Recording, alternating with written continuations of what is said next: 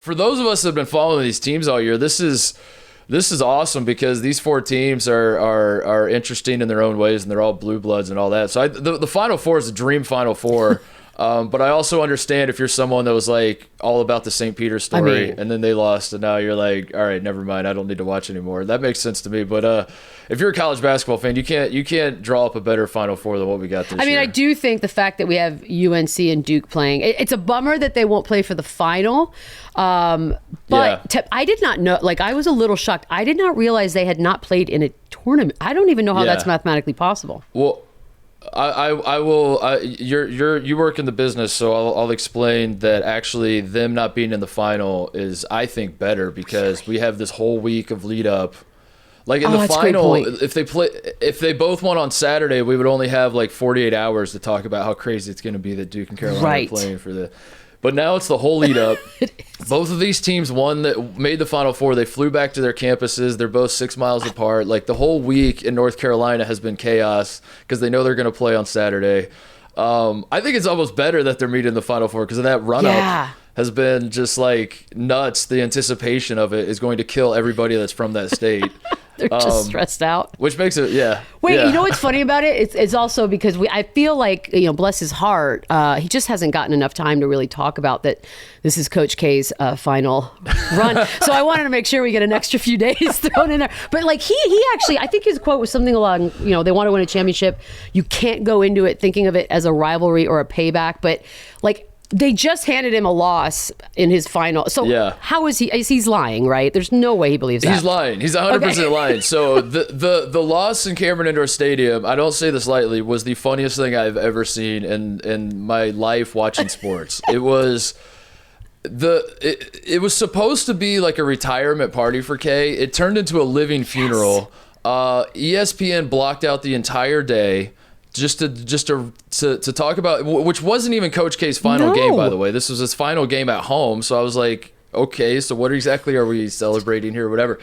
And then it started like, so the whole day they're doing programming for Coach K. Game day's there, like they're rolling in any former player that can talk about the time that Coach K called me a mother effer, and then I gave him a hug, like whatever.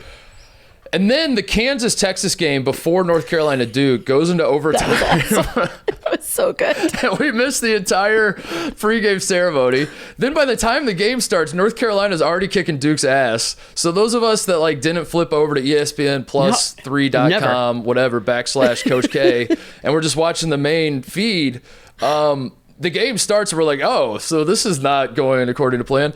And then they lose. And then nobody at Duke or ESPN had the sense to be like, all right, let's scrap the post-game deal now because they lost. And Kay comes out, starts apologizing to the crowd. The crowd's like, no, don't worry about it. And then he yells at them, tells them to shut up. The whole scene was the funniest thing I've ever seen. And knowing Coach K and the ego that man has, there is no world in which he's treating this like another. Like he has to win this game. He has to beat North Carolina. If he does not beat North Carolina, I honest to God, like, I don't say this lightly. Maybe his legacy is tarnished in some way because, like, it's insane. If this man goes out after his last home game is losing North Carolina after the charade, the whole thing that they threw for him, and then he follows it up with his final game is losing in the Final Four to North Carolina when he's the favorite to win the whole thing now.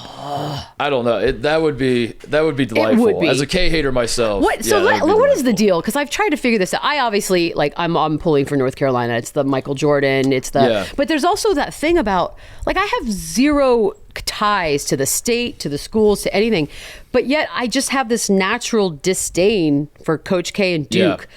Like, why is that? You either love them or you're like, ugh. Yeah, I think Duke fans will tell you it's because they win all the time. And I think once upon a time that might have been true, like if in the early 2000s maybe-ish.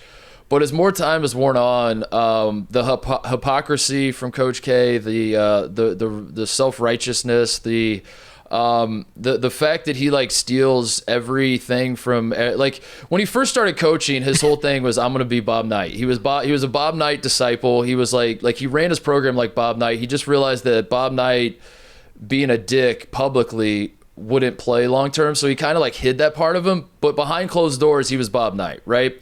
And then he gets down to Tobacco Road. He starts like building his program. He realizes Dean Smith's down the road, and Dean Smith's killing it. So he takes like the Bob Knight behind closed doors approach, the Dean Smith public-facing approach, and then this last phase of his career, he's turned into like John Calipari. And I think those of us that follow college basketball are like, this guy is just like, that's tough. He's all over. Like he cares about one thing, and it's himself. And I think like the more you pay attention to that, the more it wears on you. So I understand the idea that a lot of us maybe just hate him because they win, but it's not that, because like, you know, take a guy like Bill Belichick, for example, or Nick Saban's a great example. Nick Saban in college sports. I hate that his teams are good. Sure. I hate that my team will probably not beat him, but like the guy, I don't have a problem with the guy. And Nick Saban, by the way, when he retires, I'm going to go ahead and guess that Nick Saban doesn't announce his retirement like 9 months in advance. You got to get those gifts. Demand that ESPN. Got to get those gifts. You know what my thing with Coach K is, and this is just one very recent example, but it sort of has been his like vibe.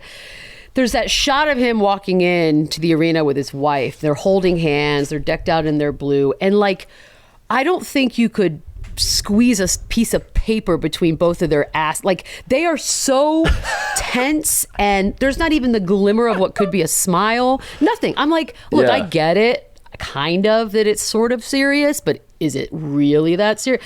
Like, just a smile. Not even her. I'm like, what is their house like? That's what I want to know. What is it like in that home? Well, that, for everything I've heard, is that that he has no interest outside of basketball, which is why he's coached forever, and why there's like a legitimate fear that this man's gonna have nothing to do. And, can you go fishing or?